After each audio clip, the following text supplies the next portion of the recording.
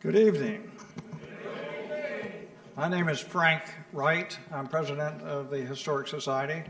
Welcome to our lecture this evening. I'd like to start off by surprising everyone, including my board of directors, about a reception we're going to have. We're going to have it in the Mobile Home Park Clubhouse that is part of the used to be part of the Venice airfield. It still stands. It's the only standing building left from the airfield that's still in the same place. There's a couple others that have been moved and scattered around. This is the only one that remains in place. So we're going to host a reception there. We've been invited to do that, and we're going to make a big deal out of it, and we're going to show you things. Betty Intagliata, who's been here since 1982, did you say? 81. She's never been there. Neither have I. Ron Smith has, our councilman, who moved to get it onto the local historic register. So we're going to go out and have a party. I'd like to introduce Don Tobias. Where's Don? Where'd you go, Don? There he is in the back. The gentleman in the back. Stand up, Don, if you would. There's Don. He's the used to be the president of the Homeowners Association. Now he's merely a lackey, I guess. Is that it? I'm looking forward to that myself. All right. So, with that little bit of news, I would like to introduce Betty Intagliata to you to introduce our speaker. This is what you're looking forward to. This is an illustration of the airplanes that flew out of Venice Airfield back in the day. Thank you, Frank.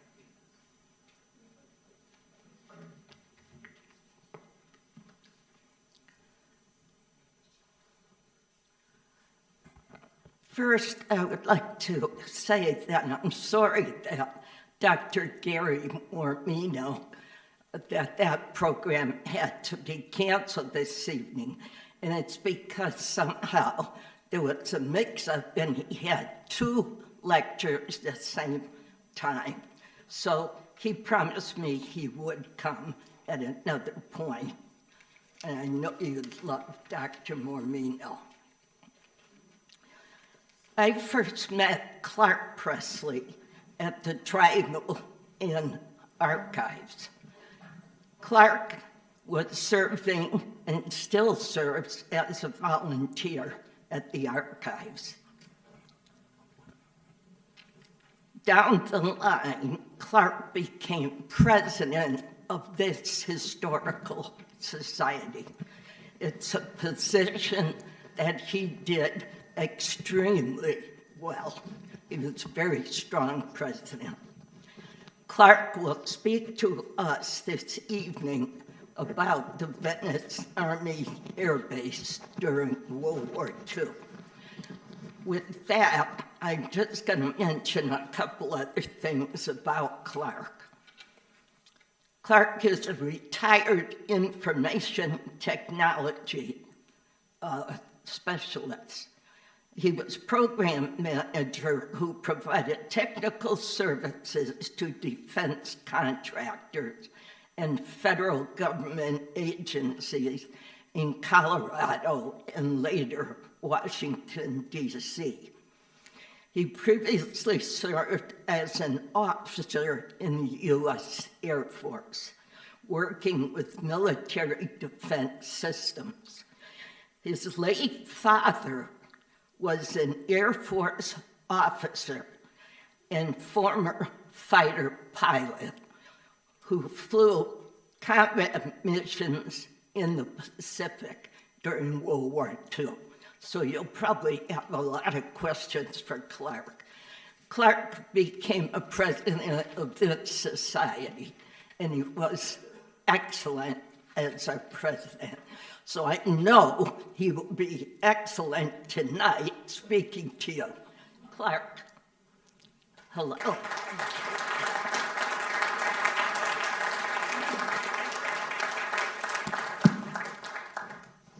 Betty. I appreciate that. And let me do another hookup job on this mic. I'm moving around too much. Yeah, it was a real pleasure being affiliated with this, has been a pleasure for affiliated with this organization for what seemed like a long time now. And, but I'll leave it to others to take care of the board level activities. Right now I'm just chair of the Speakers Bureau, and that's been a joy too, to provide an opportunity for people in the society, particularly those who have taken interest in a particular subject matter and have agreed to go out to various clubs and organizations and neighborhoods and tell people a little bit more about the background of this wonderful community. And there's a lot of history there. You know, people from Virginia, where my wife and I came from, has history that goes back to colonial times. And of course, New England definitely does. And so people come down here from up north and they say, history? You have history? But yes, every place has its history, and we had ours. And what I'm going to talk about this evening is a story. It's a historical story. It's about something that took place in this area 75 years ago, and it was extremely meaningful to giving us the city and the community that we now know, with all of the things that took place and all of the people that were involved. So we're gonna begin with that. This is a photo of the actual front entrance gate. It was the corner of San Marco Drive and the Rialto. In fact, the gate would be right across from what is now or was the old hospital parking garage.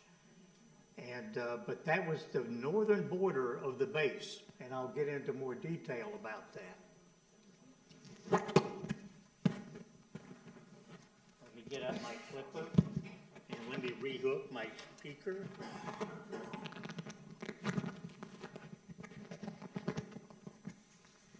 Bear with me, folks. Thanks. I'll get it together eventually.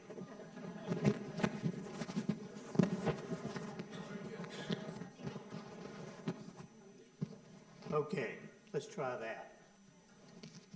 And then the next thing I need is the old-fashioned flipper.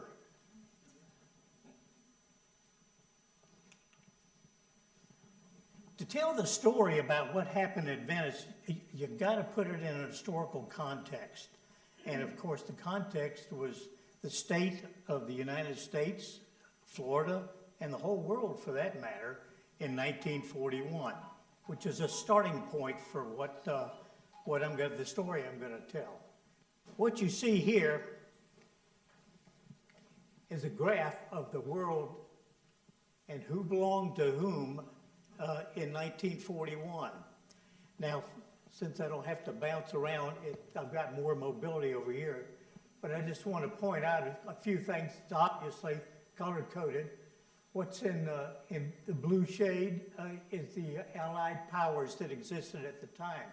Notice that the United States is not an Allied power. We were not involved in the war at that point. There were a lot of people who were kind of isolationists, and after the experience that we had in World War I, they saw no reason to get involved in a European war again after suffering the losses and the casualties. So, back to the map again. So the black areas are those areas that are occupied by the Axis powers, and that's Germany, Italy, and Japan at this point in time. They were expanding their coverage in different areas. Japan was going further east and getting possession of islands and territories in the Pacific area, and in Southeast Asia as well. And then, of course, Russia actually, technically, was neutral at that point. They were not necessarily in collaboration with Germany, and they were not involved in any way with Japan. So going from the world view right down to Venice, Florida, circa 1941, that's when this aerial photo was taken. And this is the downtown area, as you probably are able to recognize. There's Tampa Avenue going this way. Here's Venice Avenue, Harbor Drive, and out here is Tamiami Trail going that way. And you don't see a lot there, and what you see has looked like that since the Brotherhood of Locomotive Engineers wrapped up their money-losing proposition in building the city of Venice and bailed out in 1928. From 28 to 41, there was not a single change in the structures that you see there. One other thing I want to point out here, up here you see kind of a flat, wide open area. That, ladies and gentlemen, was the Dr. Fred Albee Venice Municipal Airport. It was a 3,000-foot sod runway field that was developed by the Works Progress Administration, one of the New Deal programs that Roosevelt had. And but it gave a landing site for aircraft, obviously not large ones, but small aircraft. It even had a sky runway. It was 1,000 feet long. It went back this way with a one hangar building, an office building right there. That I will mention that later in subsequent slides. But that's Venice circa 1941. Another aspect I want to mention is the fact that our involvement in World War II started on Venice Avenue, right here, by a gentleman who was walking down from his office. He had a land development and sales company building, and he was looking around. This was on the 4th of March, 1941. It was a beautiful early spring day, not untypical from what we experienced down here that time of year. Temperature in the low 70s, partly cloudy day, according to the forecast I read. And he's walking the streets that were virtually bare. Now, you don't see bare streets on West Venice Avenue in the month of March.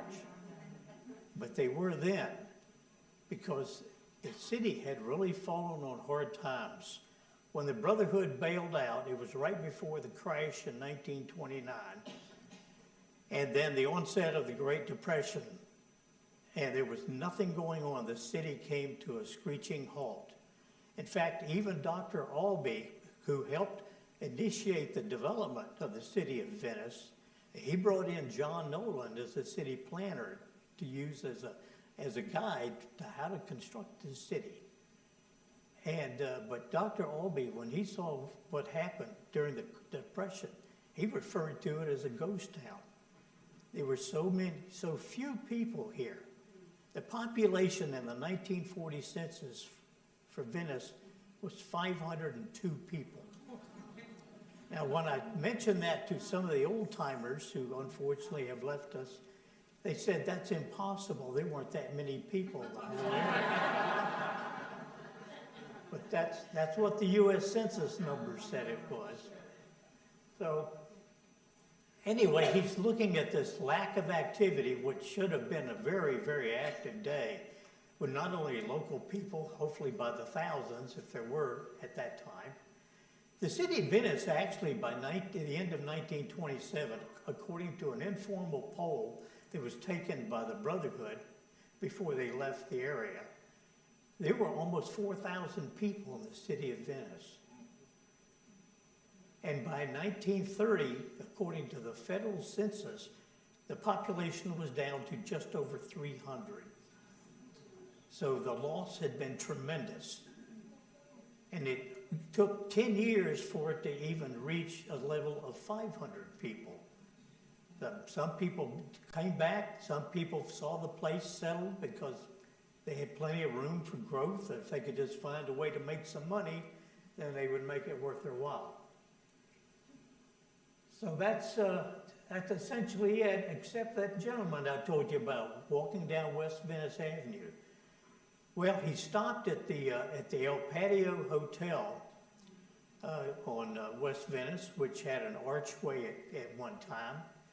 And he walked in the archway because that's where the Western Union Telegraph Office was. And he decided on a whim and out of desperation, he fired off a telegram to the War Department in Washington, D.C., because he had access to for sale purposes, to 3,600 acres of property that his older brother, O.W., had purchased with some of his colleagues when they came down, were looking for good investment deals. And this was 3,600 acres of property, and it was all Gulf frontage. And so he couldn't find any takers. He opened up that office 2 years prior, and I don't think he had one single sale. So he told the War Department, and he offered a slightly less than the total. He said, we offer 3,000 acres of property. We think it'd make a good training place for the military, because even in 1941, they were starting to build up a little bit, knowing that someday they might have to be prepared for something, even if they wouldn't commit to it at that point. So he fired the telegram office, and actually he got a response. Within a week, the city heard back from the military. They came down in a plane, and they landed at Albee Field. They looked around, took some surveys, did some engineering studies, and went back to Washington and said, we'll let you know what we think.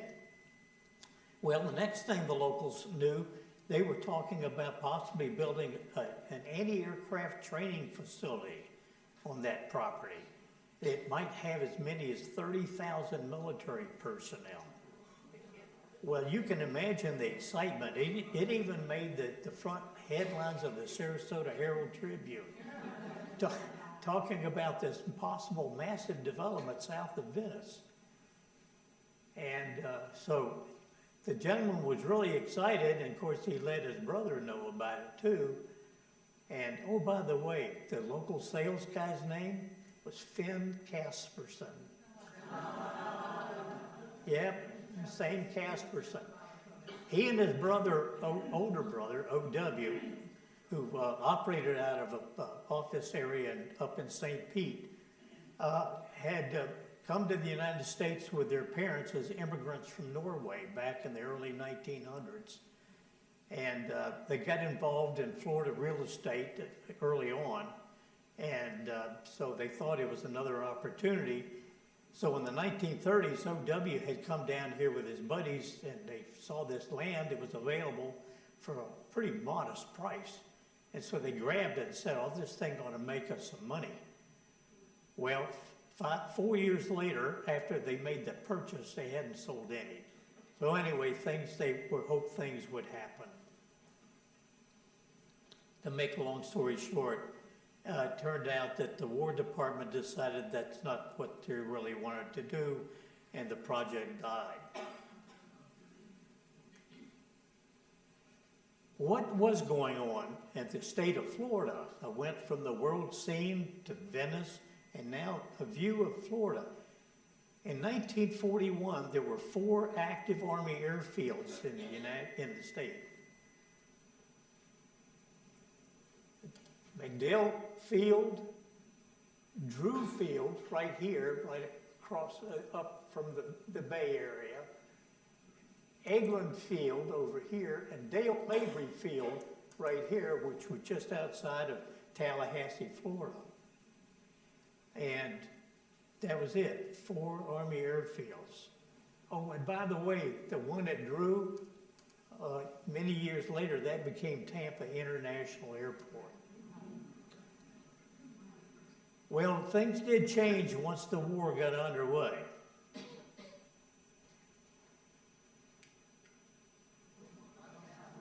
That's what the composition of Army airfields looked like in 1944.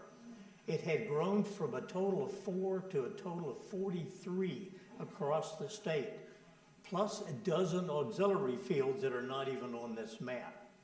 But these were primary airfields, almost all of them for training purposes. There were a few fields that had operational duty offshore on both the Atlantic and the Gulf Coast, because at the beginning of the war, as soon as the United States, after Pearl Harbor, as soon as they declared war on Japan and Germany, Hitler unleashed his U-boat forces against the United States and went after shipping, any shipping they could hit, particularly those that ultimately might have been bound for the UK area.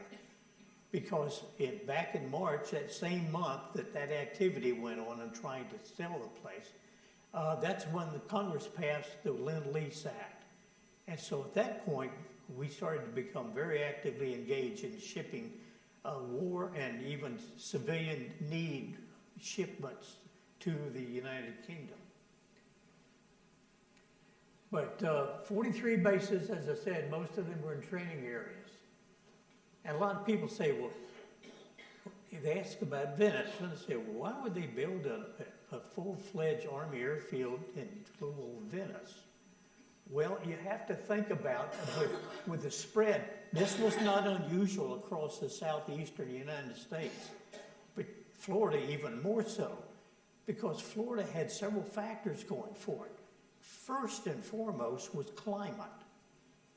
They could operate 365 days a year unless there was a hurricane in the area, as far as flight operations and over water operations as well, not just over land.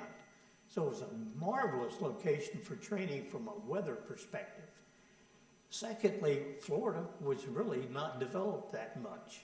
I mentioned Venice at the population. Do you know that Sarasota County in 1941 only had a population of 16,000 people? 11,000 of those were in the city of Sarasota. Sarasota County, I think right now is approaching 500,000. So there were not a lot of people around. State of Florida right now is approaching 23 million people. In 1941, the 1940 census had Florida with a $1.9 million head count total population. Things were a lot different in that time frame, and the war effort was going to be a big boom to Florida in particular. So things did start popping. The first customer gave up on the Army airfield thing, but the War Department kept the information that they had obtained from that initial survey. And in the spring of 1942, after Pearl Harbor hit and things really started to happen, the Army Air Force came back and told the local authorities in Venice that we're going to establish an Army airfield just south of your city, and we'll be down there. And they came down with a full-fledged team, surveyed the area in great detail, identified how much land they wanted, and found out where they had to go to acquire the land and by what means. And they ended up with almost 1,700 acres of land. About 1,200 of that was purchased land, and the rest of it they leased from the various owners. Includes some land that was actually technically within the city limits of Venice. And shortly after that decision was made and they started the infrastructure build out, train loads came in with goods of all kinds to help support the construction effort. And they said by the end of October of 1942, they had offloaded 600 freight cars from the depot here. Now you recognize the depot, of course. This is on the east side. The west side was where the passenger line was. Freight was all over on this end of the depot. But that became a key stop and went on for weeks and weeks and weeks. Well, what was it initially like on the airfield? It was rough. They said it was nothing but pine trees and palmetto patches and snakes. The structures you see here are called hutments. And initially, before the buildings started to go up, that was home sweet home for some of the young, mostly they were all enlisted personnel. And they were about 12 by 12, had a wood frame, had screen areas underneath some of the canvas top. And of course, this is back in the days of no air conditioning. And so that's how they lived. They could roll the canvas sides up, hopefully get a little airflow going inside that scrub. And by the way, that was about 8 guys that shared that 12 by 12. It was cozy, to say the least. And so this was just a random shot of them walking around the airfield. But eventually they had better quarters. They actually built barracks for them and had a little more nice facilities. So really, how big was this field? Well, years ago when I started to put this presentation together, I actually took a map, a city map, a AAA city map. It shows you all of the current area. Now, this was maybe circa 2012, but it's pretty close. It even showed the airport.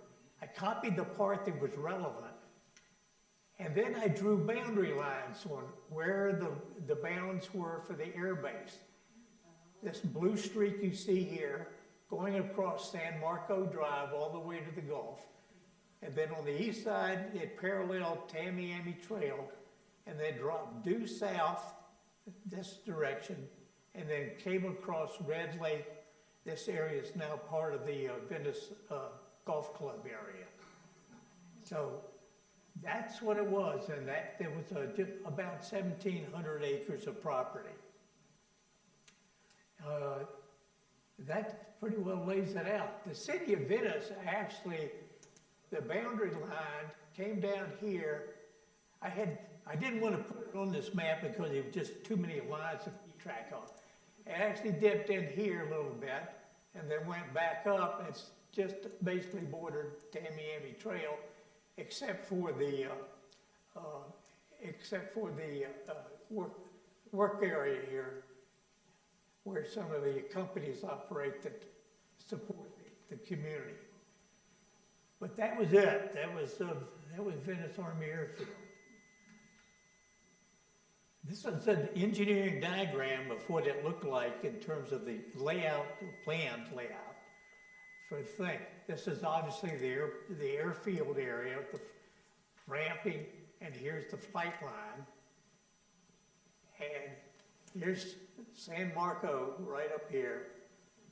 And they occupied all this area. They were planning on putting up about 200 structures on the field. And I think they probably came close to it because they fully well built it out. And this is an aerial. This one is looking southeast. Here's San Marco Drive. This is, of course, where the former Venice Hospital is, right in here. And the parking garage. And then this is Tamiami Trail going off this way. Their border went all the way to the Gulf, as I mentioned, and including all the inclusive land all the way to south of the runway complex. But they mostly built out here. They wanted to be close to Tamiami, I think.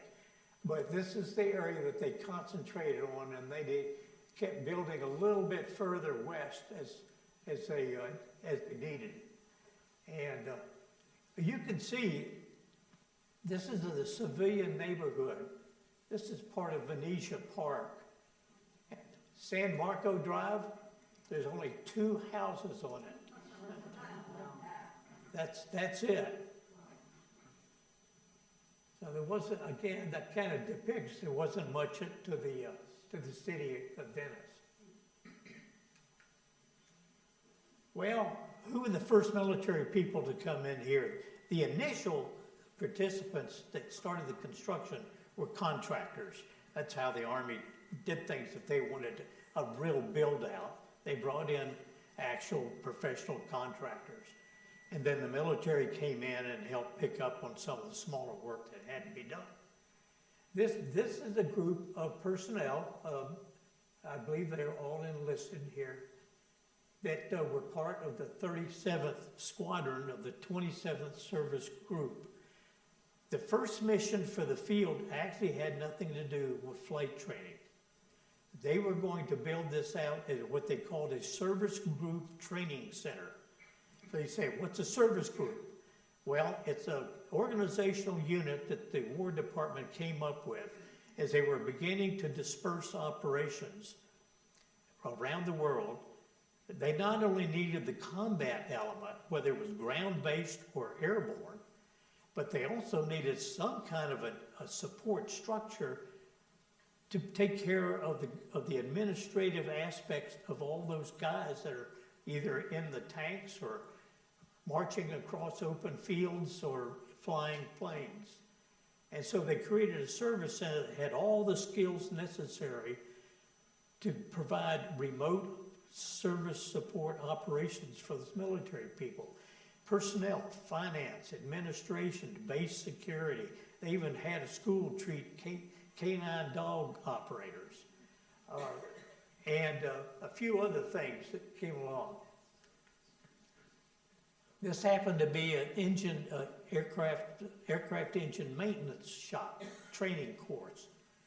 These guys were down here to support the knowledge on how to maintain Allison engines. The Allison engine was the same one that was used in the P-40 aircraft and the P-39. I'll show those briefly. Gentleman right here is Full Colonel Ivan Dixon, and he was the base commander for 2 years at Venice and really made a push to build out, and with emphasis on trying to make things a little more comfortable for the GIs. He insisted on getting those barracks put up and eventually opened up clubs for people to use during their off-duty hours. One of them was mentioned early in the introduction about the club at the mobile home park. Actually, that club, it turned out, was used by the student pilot officers that came in here beginning in the summer of 1943. But these are mostly NCOs, the supervisors that would be doing the training of their personnel to maintain these aircraft engines.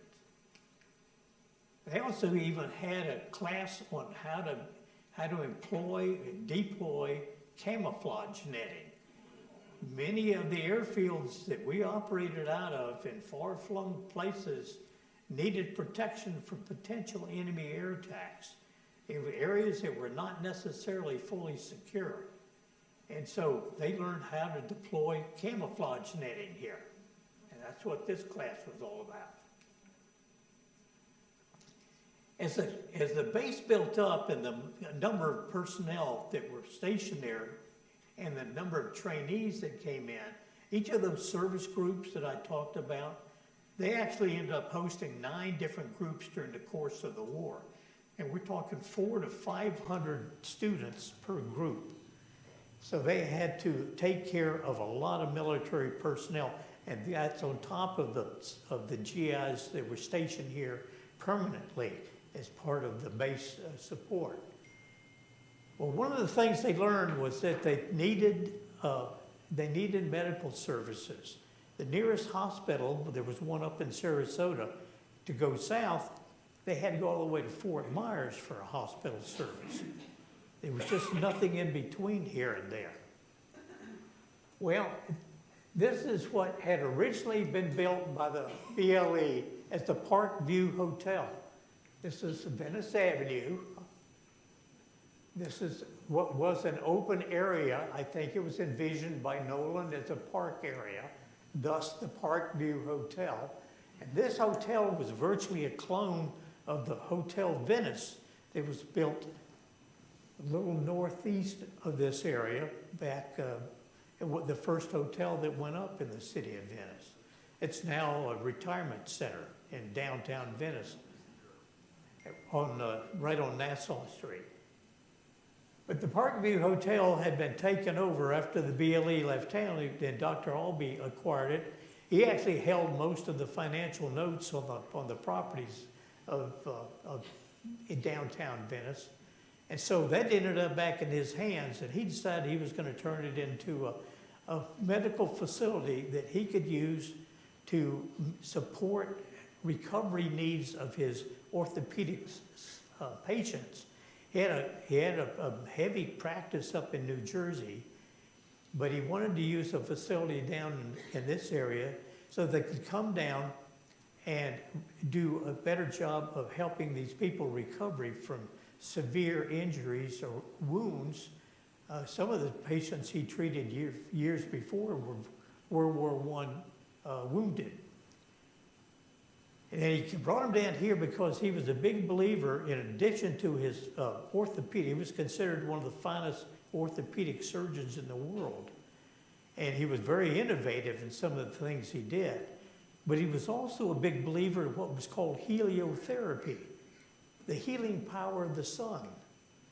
And so he wanted to develop this facility, bring people down from his New Jersey operation, let them recover for a few weeks here, and then send them back to their home region, hopefully in far better condition than they were when they arrived. So it was really kind of a medical complex. Well, when the Army Air Force came in and needed a facility, they talked to Dr. Albee about possibly leasing that place for the duration of the war and turn it into a full-fledged military hospital. Well, to make a long story short, they ended up doing just that. And so by August of 1943, that became the Venice Army Air Force Hospital. And it provided full services, not only to all of the military, but to their dependents as well, because many of these personnel, senior enlisted people, and certainly officers, often came down with their spouses and in some cases, children. And so they had a full-fledged service hospital right there in the local community. And another thing that they did, they created a maternity clinic. And sure enough, they opened in August, and in September, they delivered their first baby.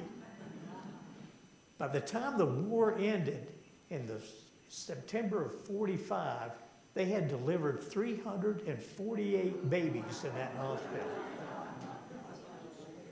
So pretty effective use of a facility. Well, obviously the guys, all work and no play makes Johnny a dull boy. So they tried to have a lot of activities for these young men to do. This is a baseball team called the Venice Aerials.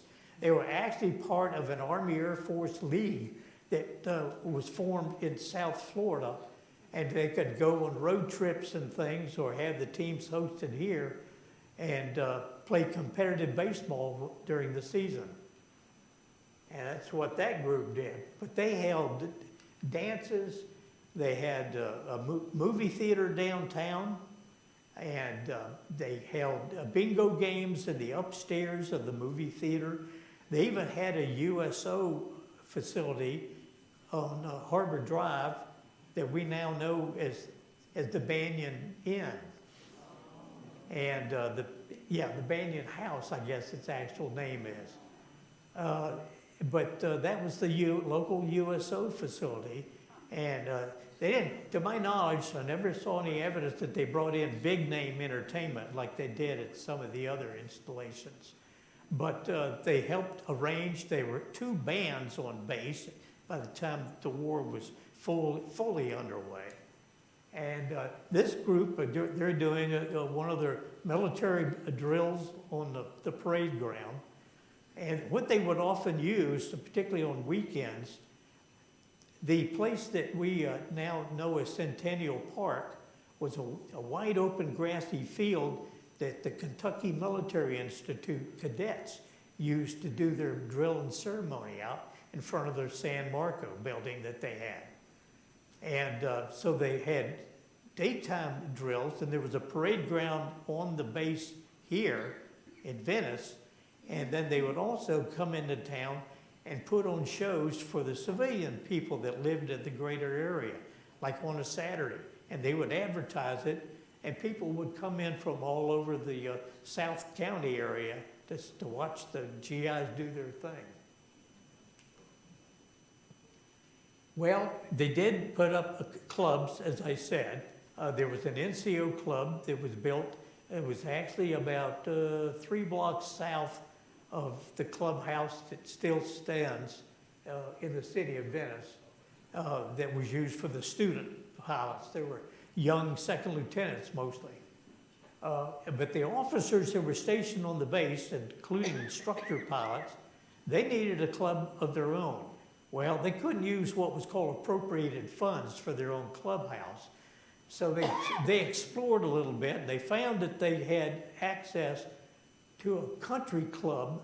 It was part of the original Venice Golf and Country Club that had been built by the BLE and was somewhat inactive by the time the military rolled around with their operation. So the officers leased the country clubhouse, and in fact, you can see part of the course up here. Fairways here and one here. But this was the main clubhouse, and from a description that I read about the interior, it was plush. They had 2 bars. I think they had 2 separate dining areas. They had a covered patio on the back side of it. And they had pretty much all the comforts of home for the guys to get away. So that's what the local assigned officers had for their getaway location. Well, in the summer of 1943, the wartime needs changed a little bit. They kept training these service groups coming into Venice, but they also had a need to expand the air operation of the airfield. And they were going to take 2 squadrons from the 53rd Fighter Group, which was stationed down in Fort Myers, and brought 2 of those squadrons up here to set up a training shop to train newly commissioned pilots coming out of flight training school. And they set up 2 training organizations. One was on the east side of the ramp, and one was on the west side of the ramp. What you see here are P-39s, because that's what the squadron had in its inventory when they came here to do that shop. One squadron set up in the month of June, the other one in the month of July. And they were there, and then the student pilots started coming in, and they were in a pretty intense training environment for just under 2 months. The average training element was here for about 55 days. And they trained at least 6 days a week. Sometimes as the war progressed, it became a 7-day-a-week training program. There's an interesting story about this fighter group, but I won't go into great detail on that. But that was the beginning of the flight. And here's a close-up of that plane you saw on the ramp, the P-39 Air Cobra. It was an older model vintage aircraft. It first started production in 1938. And by the time they came here, the planes were starting to age a little bit. They ended up building about 9,000 of these aircraft during the course of the war. Interestingly enough, the majority of those aircraft were sent to foreign armed services, particularly the Soviet Union. This thing was not powerful enough to operate at high altitudes, so it did not serve well for the escort mission requirements that were needed for the bomb raids over Europe during the war, because its ceiling was just a little bit too low for that. But it did have some firepower to it. And 250 calibers up front here, and then they had a 37 millimeter cannon that ran down at the nose, and the engine was actually mid-mounted here in the fuselage. Little different configuration than any of the fighter we had. But that 37 millimeter combined with 250 caliber machine guns on each wing, the Soviets found that in trying to fight against Germany and their Panzer units, the tanks and armored personnel carriers, a P-39 could do a lot of damage. And they took as many P-39s as we could give them. But when the war ended, they had 5,000 of those 9,000 planes. The plane was here until the late fall of 1943.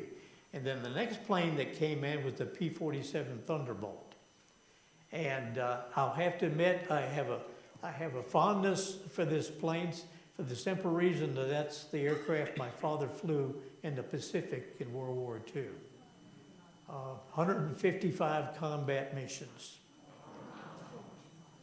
He, fortunately, he came out of it fine, was finally shipped back to the States after about 15, 16 months, and went to work doing other things for the Army Air Force, and then later stayed in the service and retired from the United States Air Force in the mid-60s.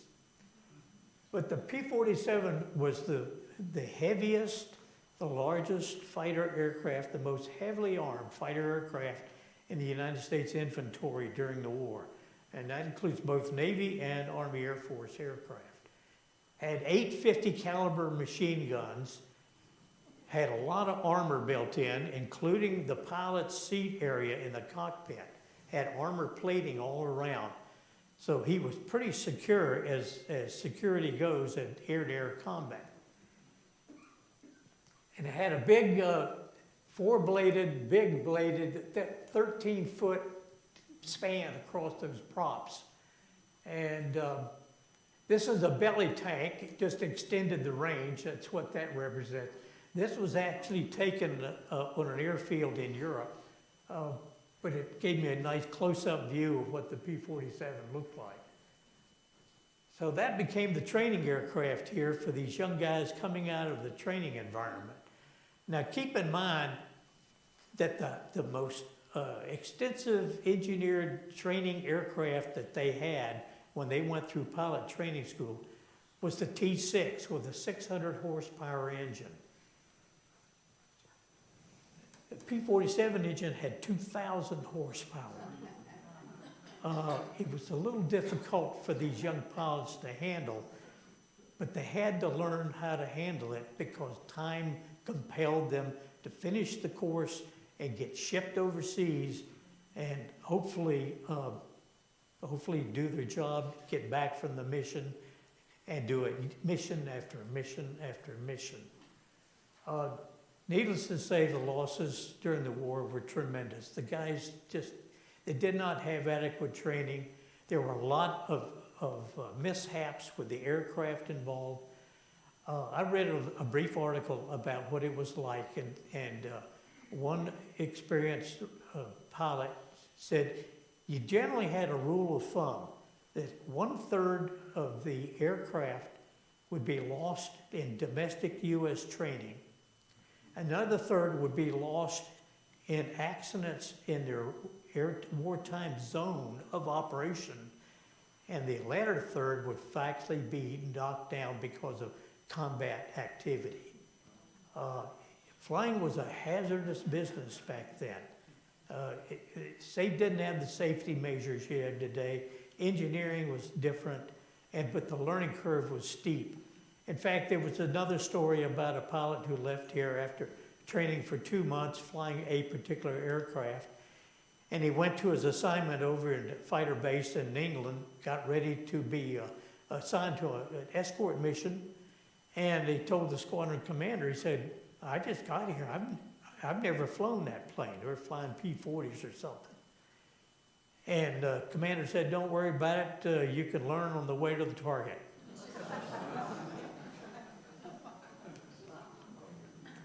The third aircraft that rotated in here for training purposes was the P-40 Warhawk. Came in the early months of 1944 and then stayed for pretty much the rest of the year. The P-40 actually had made its mark in the early days of World War II because it was a primary fighter aircraft that was sitting on the Army airfields in Hawaii during the Pearl Harbor raid. and also at Clarke Air Base when the Japanese invaded the Philippines. And some of them were able to get off the ground. Some of them were able to either almost knock down a couple of Japanese aircraft in Hawaii during that attack. But a lot of them were destroyed on the ground because they were just sitting there parked when the onslaught came in from the air and destroyed on the spot. The P-40 also was the one that was used by the Flying Tigers in China. We, under a Lend-Lease type operation, provided those when that unit was formed under what's called the American Volunteer Group. And so the P-40 saw a lot of action early in the war. And then lastly, starting in January 1945, Venice became home to 2 squadrons of P-51 Mustangs, and considered the finest fighter aircraft in the Second World War on either side. Collector's item now. This is a photograph of some of the flight instructors that lined up for a group photo. A hardy bunch. Most of these guys came off of combat tours because that was really deemed absolutely necessary for effective training for these pilot trainees, is give them experience and give them instruction from the guys who had been there. And so they did. One interesting pilot that I found out was stationed here almost by accident. My finding out was almost by accident. Was a gentleman called Frank K. Everest Jr. And I ran across his name in a copy of one of the squadron monthly reports that are on file in the Venice Museum. And I saw this name. That's all it was, just a name. He was a captain at the time. And I thought, holy mackerel. I mean, you're reading a document about something that happened somewhere you never lived before at a time where there were millions of people in uniform, and here's a name of an instructor that I've heard of. Well, it didn't take me long to figure out who it was, because years later, he wrote an autobiography called The Fastest Man Alive, and I'll explain that briefly here in a minute. I had a copy of that book sitting at my library at home. So I pulled it out, and sure enough, there was a chapter in the book on his experience as a flight instructor in the Venice Army Airfield. And I thought, whoa, that's cool. He had quite a career. He made it through a combat tour in the Mediterranean, came to the States, was assigned to Venice as an instructor pilot. After a few months of serving in that capacity, he was a guy that loved to be in combat. And he said, I can't keep doing this. And he kept bugging his commanding officer and anyone else up the chain he could find, and said, I need to get assigned to a combat unit. I don't care where it is. Send me anywhere. Well, they finally answered his call in the fall of 1944 after he had been here for about 6 months. They sent him to an Army Air Force fighter squadron in China. We were then actually stationed in there. The Flying Tiger unit had been dissolved and their pilots absorbed into what became the 14th Air Force. And he went over there and he flew 50-some missions before he was shot down by the Japanese. Unfortunately, he was captured and imprisoned and spent the balance of the war in a Japanese POW camp. And if you've ever read any of the stories about POWs in the Japanese camps, it is a terrible experience. But he got out of that, sent him off to a rehab hospital. He recovered. He came back. He was assigned to a test unit in Edwards Air Force Base, California, and became a member of the flight test training program there. And you ever remember some of the original Mercury astronauts, the Wright stuff? And a lot of them were former test pilots. Well, he went to work in that same type unit. He was a little after some of the stalwarts that had been there before, but he got him into a flight test program, And he ended up flying an aircraft, experimental aircraft called the Bell X-2. It was a follow-on to the Bell X-1 that had set the first breaking the sound barrier speed limit. And so he was going to test, these things were designed basically to test not necessarily the limits of an aircraft, but test the limits of a human being sitting in a cockpit. And he did so, and he ended up setting a world speed record in the process, flying at altitude, high altitude over the Southern California desert. And ended up writing his autobiography because he was literally, as newspaper headlines around the world called him the fastest man alive. He finally went on to a full career, so retiring as a brigadier general. Well, as I said, accidents were commonplace. These are not local photographs. I've got that in another shot here. There were 151 recorded accidents, flight accidents, at the Venice Army Airfield during World War II. Now, those are the ones that actually made the book. There were some accidents that were perhaps a little on the minor side, could be repaired easily in the shop they had on the flight line. And they hated to get into the books because it made them look bad. But it did happen. Now, we also had the problem with our proximity to the Gulf of Mexico. Many of the accidents happened over water here. In fact, I don't know if you recall, for those of you that were here in 2014, there was a couple that came here every summer from Texas, and they loved to go scuba diving off the Venice Beach area. And they were out there one day, and they found some metallic object beneath the sand, almost totally buried. And it turned out to be a frame of a P-47 Thunderbolt.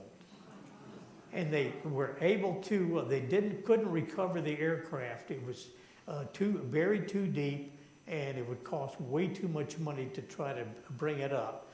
But they were able to dismantle some parts of it, and they found something that had a serial number on it. And they traced the serial number of the part through the historical logistic records, and they found the name of the aircraft pilot, and it was reported on that 151 accident list. And so they were able to chase the individual down, and it turned out he not only survived the accident, he survived the war and had a full life and retired in living in southern Georgia when he passed away. But they managed to get the full life cycle story of the pilot who took that plane into the Gulf of Mexico. But over water, that was a problem. Land records, not too bad. I had an interview with a former first sergeant of one of the two squadrons who were training these guys. And he said they sit there in their ready room with a squawk box listening to speaker when they had guys up in the air training, and they heard troubles of the pilot. Engine was about to go out, and he was trying to make it back to the airfield. Well, he didn't quite make it. He was flying a P-47, so he knew he had a pretty rugged plane at his disposal. And he had no place to go and no way to bring it down unobscured, so it flew it right into a stand of pine trees east of the airfield. At that time, a lot of Florida was covered by pine forests. And he took this thing down and he chopped trees down all the way for his flight path, lost parts of both wings, but finally came to a stop. And keep in mind, he had all of this protective structure around him, threw back the canopy, crawled down the wing, and by the time the orderly room's Jeep pulled up, he said, "Okay, guys, I'm fine, take me back. Oh, and let's make a stop at the club, if you will." No, I made that up. But that overland was much easier to rescue people than it was over water. So what did we do?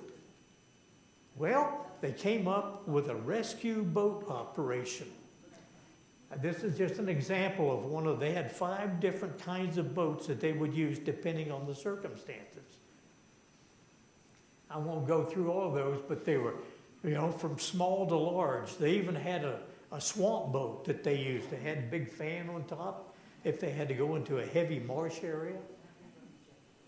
Well, you recognize the shoreline and you recognize the jetties.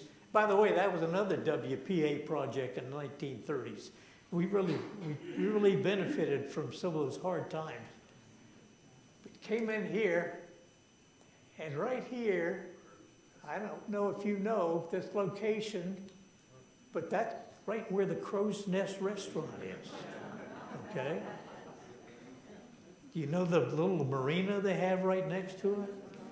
That became the rescue boat headquarters. That's where they docked half of their boats. The other half were at a set of docks right over here on this side. And so they could, and there were cottages just opposite that area back then, that had been put in there by the BLA as kind of a recreational area. And people, they wanted to get away somewhere that had cottages in the water and everything. Well, the cottages became crew quarters for these boats. And so when they got the warning that another plane had gone down in the Gulf of Mexico, they hopped in their boat, cranked her up, came out through the jetty and the channel, and went out into the location to where they thought the aircraft was down. Very effective, and they were able to pull a lot of guys out. Their first priority was aircrew rescue, obviously. And the second one was to see if whatever they could salvage from the aircraft, including they had a large, almost like a barge that they took out there. It had a great big winch on the back. And they were actually able to lift out some of the airframes, depending on how it was situated, and bring it back to the base and do a repair job on it. And in some cases, actually put it back into service. Now, how would you like to be a pilot that says, oh yeah, this thing just came out of the Gulf of Mexico about a month ago? Well, flight hazards, definitely, but we also had another hazard that had to be dealt with back then. One of the largest hurricanes that took place and hit Florida in the 1940s came right in our direction. They didn't have names for hurricanes like they do now. That didn't happen until like the 1960s, I believe. So what they did, they named them basically by the geography of the storm and the year that it occurred. This happened to be called the Cuba, Florida Hurricane of 1944. Yeah, cumbersome title, but that's what they called it. Because it originated in the Southern Caribbean, as late season storms frequently do, and then built up steam, and then by the time it crossed over Cuba, it was a Category 3 hurricane. They didn't have category numbers back then either, but its wind speeds were in that range. And it was a Category 3 coming across the Florida Straits and up the southwest coast of Florida, past Marco Island. It's still a Category 3. And then it did one of those right turns. Well, the right turn took the eye of the storm right over North Venice, Nokomis area, practically into Roberts Bay. And but fortunately, it had degraded to a Category 1 at that point, but it still did a fair amount of damage. This was a photo of what the base looked like. Took out their flight control tower. They had to reconstruct another one. But that was the exciting time in that. October 19th, I believe it was. And then another interesting aspect of the operation at Venice was in January 1945, when they were suddenly told that they were going to be getting a complement of German prisoners of war.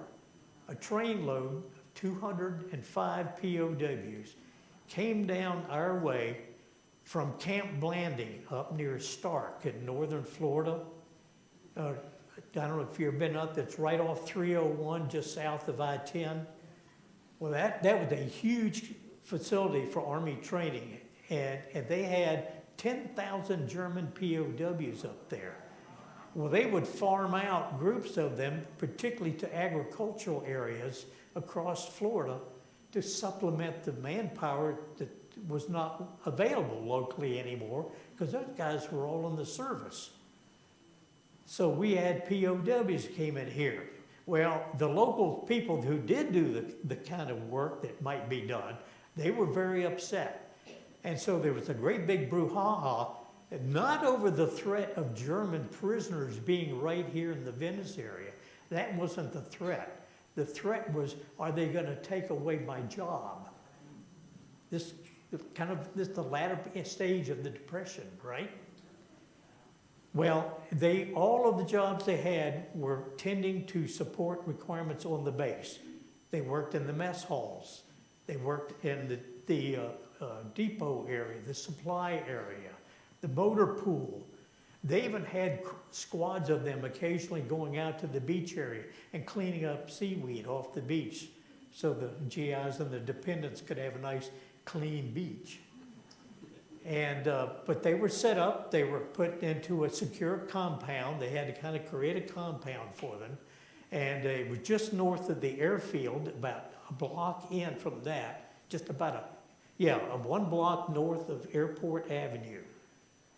And they were here from January 45 until the war in Europe ended, and then they were relocated back in the summer of 45 to Camp Blanding. Then from there went into the rotation to try to repatriate these guys back to their home country. That took a long time, by the way, for a lot of German POWs, because for many of them, home almost didn't exist. It had been obliterated in bombing raids. So they often stayed in the United States for a period of time before there was really anything for them to go back to. One of the sad effects of war. Well, in September 1945, Germany had surrendered in May. In August 15th, the Japanese notified the United States that they were willing to accept the terms of unconditional surrender, and they executed it formally on the deck of the USS Missouri on September 2nd, 1945, and the war was over. VE Day had come, VJ Day finally came, and the guys could all begin to think about going back home. Well, at the same time, the War Department and the Navy Department started letting people know in installations all across the United States that the services were no longer needed. And to begin, in this case, they had 60 days in which to shut the base down. That meant dispersing all of those aircraft that they had across 2 squadrons of ramp space and making up inventory lists of everything that was on the base so they could put out bidders list, pick up the pieces and cart them off somewhere if we couldn't make use of them locally. Well, we did make use of a few things locally, so that was good. But by the end of November, 30 November rolled around, the base was totally terminated and Venice Army Air Base ceased to exist.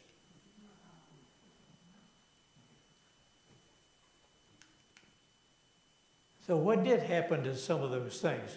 This is a mess hall that was sitting on the base proper for some time, but people had been surveying what was there and where it might be used.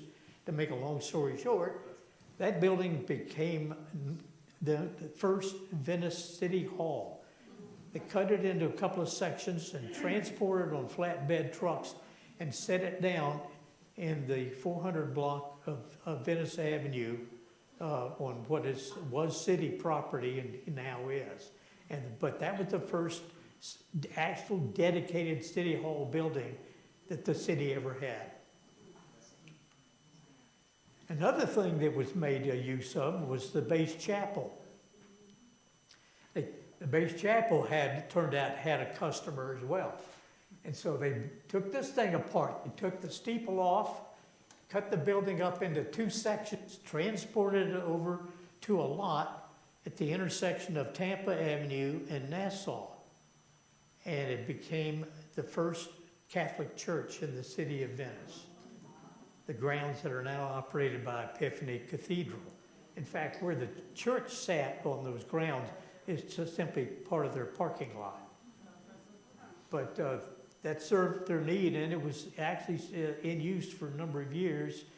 And then when they built the first actual church on the grounds, it became a kind of a parish hall where they could get together for social functions. Come on. Yo.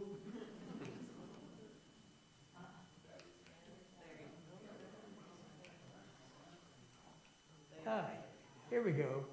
Okay, here's one final installation I want to show you. When the engineers, by the way, they found out that the city of Venice, they used a septic system for waste disposal. They were talking about building an air base that might have 6,000 people in it any one day. And the engineer simply said, there's no way we could get by with a septic system. He said, we'll just build our own sewage disposal plant. So they did, and they built it right on the Gulf of Mexico, just opposite. This is what it looked like. This is where it is. This is Harbor Drive, by the way. And this, you recognize the pier. And there's good old Sharky's. Right next door to a wastewater plant. Actually, that served the city's purposes for many years. In fact, they didn't take it down until 2004. It was still up. The city had built a brand new plant in 1991. But they liked the idea of having two plants. One could at least serve as a backup to the other. And so they kept it active. And so this is now Maxine Barrett Park. But that's what it was originally. Well, it took a long time for the city of Venice to truly come back. We gained some things. A lot of infrastructure was put in south of the downtown area, which eventually filled up. Homes got built, and more businesses were established. The population of Venice, as I said, 1940 was 500 people. It was only 750 by 1950. So in 10 years, they'd only gained 200 some people. But the 1950s became a boom year for Venice. By 1960, the population of Venice was just under 3,700 people. So they had a lot of growth. This was taken during the 50s, late 50s. Here they still have, in this case, they still have what had been the hospital area and a former hotel. By the way, when the war was over, it went back to being a hotel. In fact, changed hands at one time. And then finally, with building that was aging and not very serviceable as a hotel, it was cut down, plowed down, picked up the pieces, and another building took its place, the U.S. Post Office building. You see some additional infrastructure. Oh, by the way, here's that chapel building right there. And then the rest of the expansion eventually did take place. Well, that's the city of Venice story in Venice Army Airfield.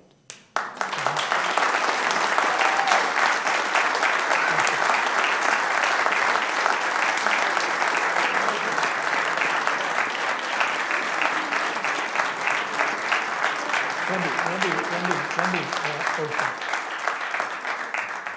I have to at least open it up a little bit for questions if anyone has one. I'll try to answer it. Any questions? Yes, sir. I wonder if you could show a slide from at the beginning that shows the entrance, where the entrance was to one of the bigger pictures, so we can figure out where the entrance was to the You mean where the geographic location was at San Marco and, Showed a picture of the big entrance with the U.S. Army Air Base. Okay. And where was that on a bigger map? well, it was on, I pointed it out on the map later, but the photograph, that is right where it was. It was right there at, Where on that map there? it was right here. Oh, okay. Here's the parking garage at San Marco, and this is the Rialto. That's where it was located. Thank you. Are you asking about perhaps the park on West Venice Ave? Are you asking about the one you see in the park on the median on West Venice? That's a replica. That was created as part of what's called Heritage Park. Yeah. Any other questions? I've kept you long enough. Thank you for your patience. I appreciate it.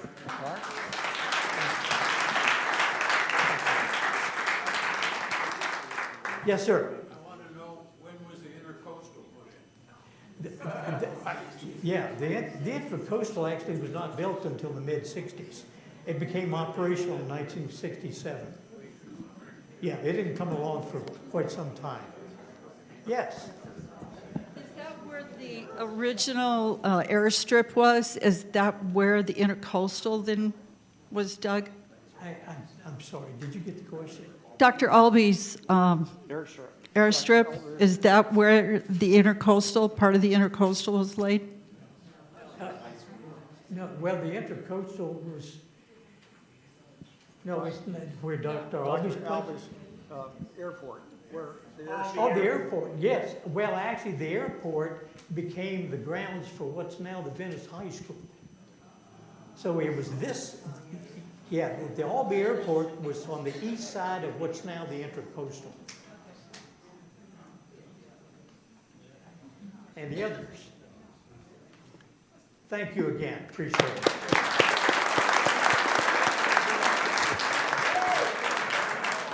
I wish I had a history teacher like that when I was in school.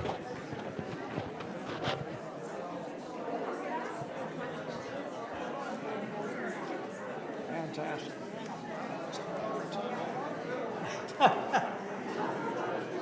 Thank you.